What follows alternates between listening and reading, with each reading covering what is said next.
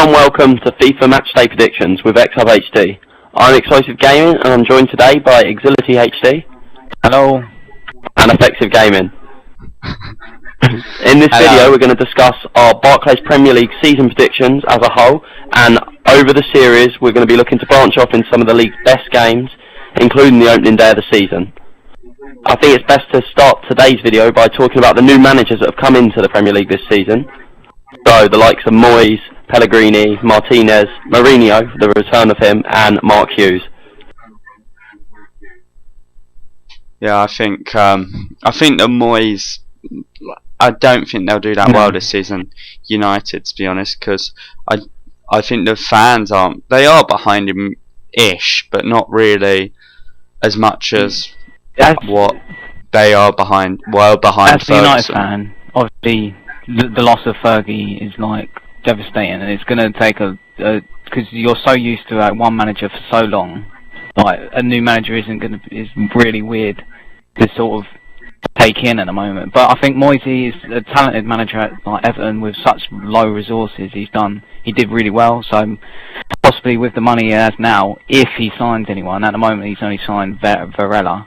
He should do all right, but I don't think we'll get top two.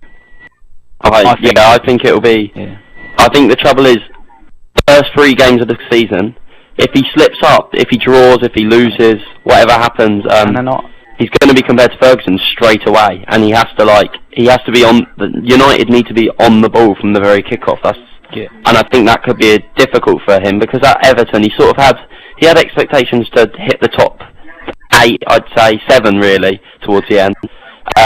But it was never really. It was always be a challenger. If he didn't make it, then he wasn't like straight away everyone on your back. Whereas at United, it's a slightly different pressure. Yeah, I think he's.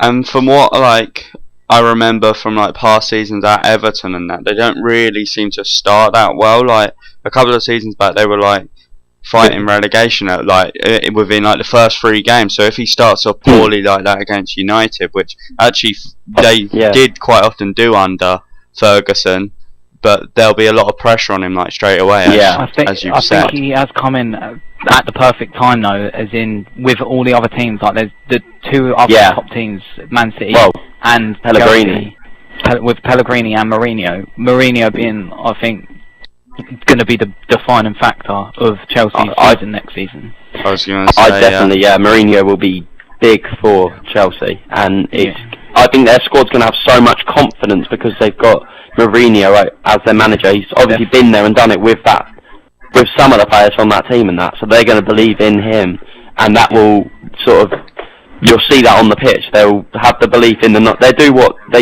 United used to under Ferguson, where the 90th minute they need their 2-2 or something, and they will go find that goal. They won't give up. Without a doubt, Mourinho is a brilliant manager. Yeah. I just don't think he got the press and actual fans of the Premier League love him so much. Even you cannot doubt love for him. As in, even as a Man United fan, I still think he's a funny manager with his press conference, and him and Ian Holloway, just fantastic entertainment, which is what Premier League needs. Yeah. What about Pellegrini though? What do you think of him? I think. Yeah, I was going to say, I think I don't think City will do that well this year either. Actually, spending 80 million though on players. Obviously, I know you can't buy titles and that, but it's proven in the past they did do it before. Bought in. Chelsea sort of bought the title, didn't they? Yeah, you can't. I know what you mean. If their new players start off well, Jesus Navas, Jovetic and Negredo, them 3, I think the main ones. If they start off well, their defensive frailties may be overcome by their just pure attacking force. I was going to say the amount of. I think they're trying to sign another defender, aren't they? The thing is, they're going to play sort of we can score more than you tactics, I should imagine. What about Martinez at Everton then? What do we think of him? I think they're not going to do very well at all. I think Moyes did well with but it was his best squad in his final year kind of thing that he'd had, but I don't think Martinez is that great a manager. I think he's hyped up a bit too much. With Wigan, he everyone hyped about him being keeping them from relegation. But he did that a few seasons in a row. You shouldn't really be doing that. If you thought of relegation, you should be looking to go further up, not just stay down there.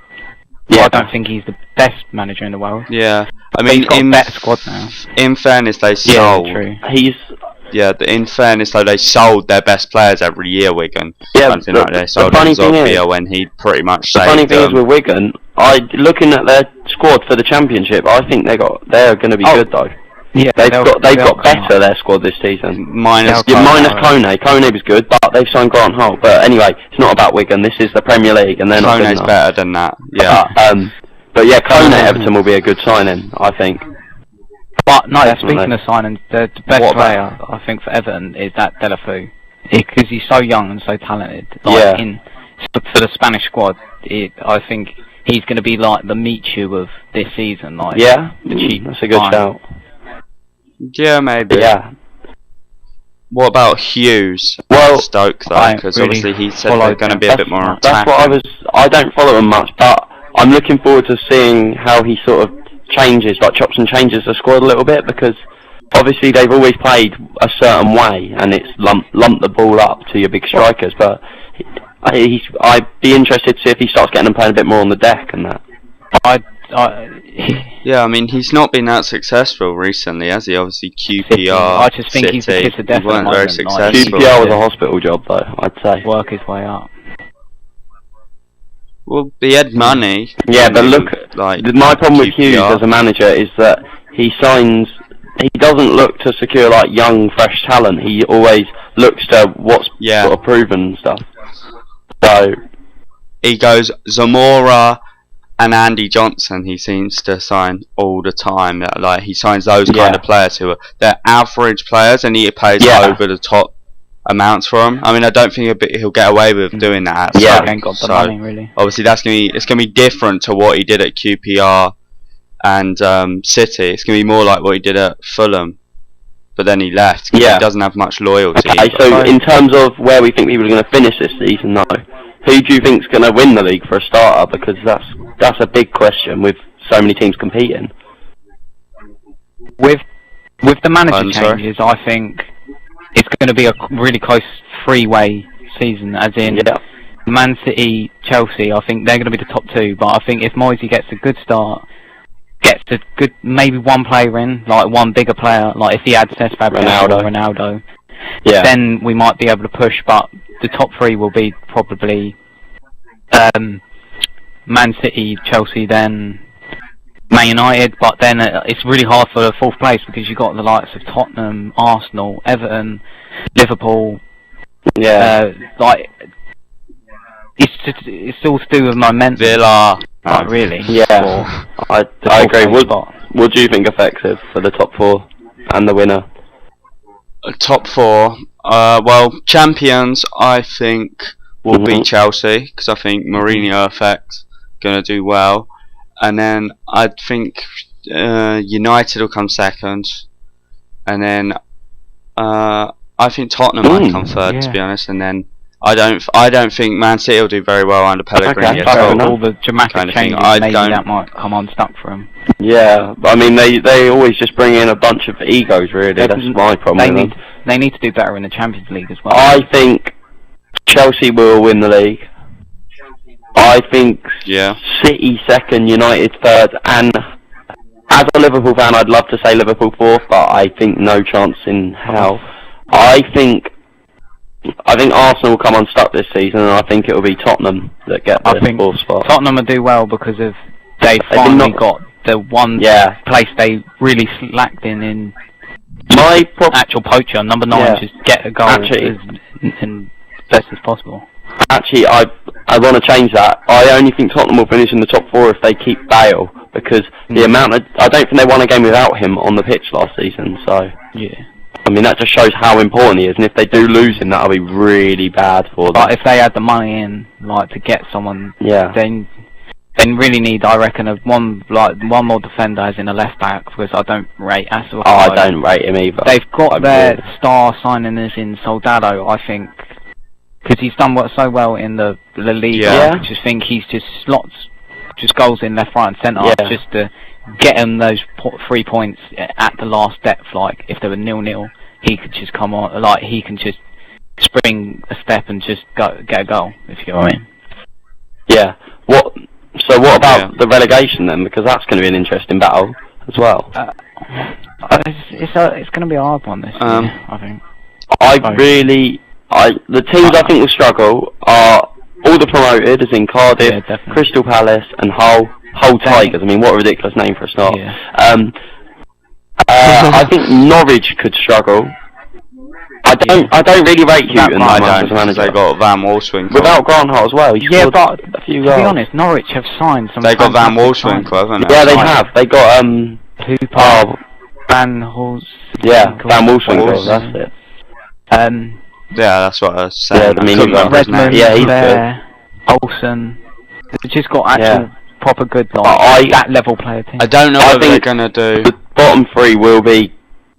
Actually, I think Cardiff might survive. I think Cardiff would be I think it might be Norwich. I'm going to say Norwich, Crystal Palace, and Hull. I'm not saying the order because I'm not really sure. I think Palace might finish bottom though. I think Palace would do bad. Palace and Hull would do bad.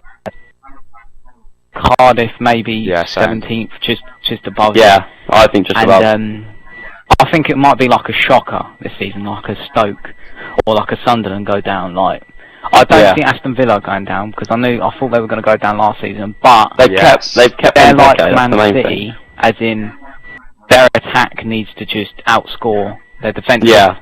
To be honest, they have got so much frailties and like inexperience at the back. Now they need to just pump it forward, just get the goals, just to get a point at least. Yeah, that's what they need to do. Yeah, but as a Villa fan, I'm quite excited by Okore coming there because obviously Chelsea were after him, kind of thing. I know he's young and everything, but he